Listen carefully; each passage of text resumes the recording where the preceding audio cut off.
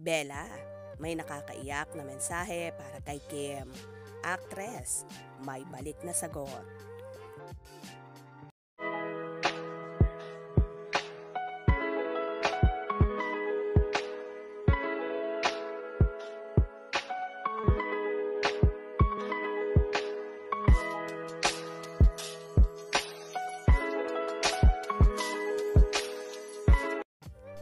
Isa ngang actress na si Bella Padilla na naging happy ang Christmas at New Year kung saan nakasama ang mga kaibigang sina Kim Chiu at Angelica or ang Becky sa Amerika.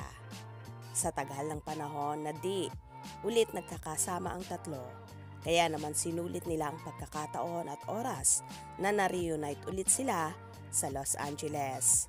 Nagkaroon nga ng nakakayak na appreciation post si Bella para kay Chinita Princess. Ayon kay Bella, appreciation post for my dear at Chinita Princess. For those who don't know, Kim and I are born a few days apart and we're so alike in many ways. And since 2017, she has been such a great source of laughter and strength for me.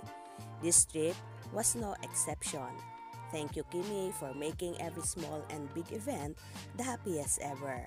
Dami nating natutunan this trip and lagi tayong tulog na tulog at the end of the day sa daming side quest. But I had the best time. Manifesting a great 2024 for you, me, and Momsy at I am Angelica P. Hashtag ang Becky. Agad-agad naman itong sinagot ni Chinita Princess at sinabing, "Aw, love you to bits, Momsy. Thanks for being the best. This trip nasubok ang friendship talaga. Ha ha ha ha. Wait for my post." Agad din itong sinigundahan ng sagot ni Bella at sinabing, "At Chinita Princess, may pagbabanta. Ha ha ha ha." Samantala, ayon naman kay Kim, wait daw ni Bella ang post niya. For sure, nakakaiyak din ito.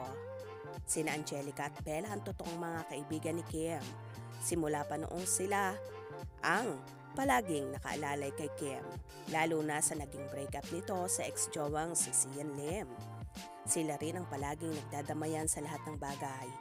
Ika nga, for better or worse.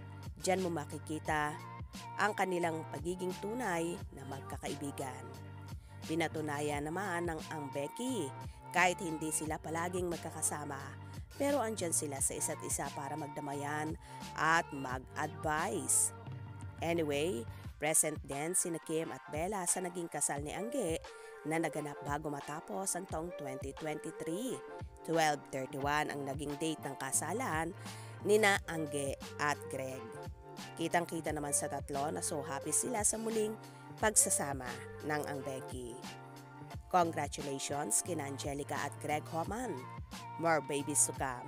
And kina Kim at Bella, more happiness and projects to come. And also, good health.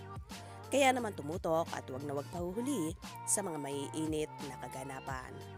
Anong inyong magiging reaction sa bidyong ito? Comment below.